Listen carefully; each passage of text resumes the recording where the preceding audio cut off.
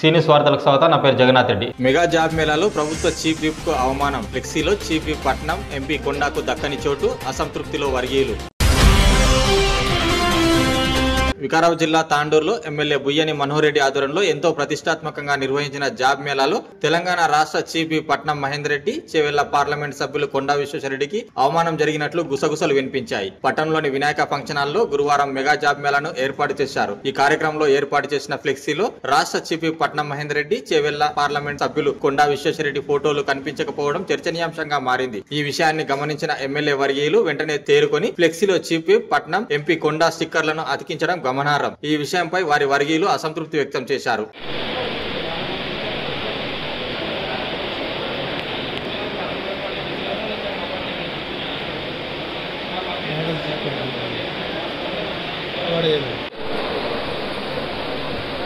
इधर आइए सरदार जी, इटवैపు రండి.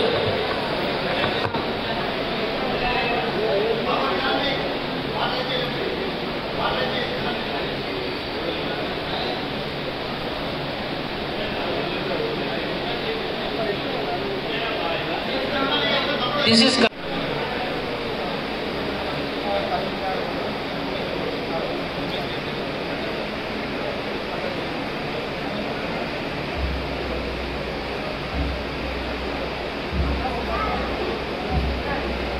నేటి వార్తలు ఇంతటితో సమాప్తం. తిరిగి వచ్చే బులెటిన్లో మళ్ళీ కలుద్దాం. అంతవరకు సెలవు. నమస్కారం.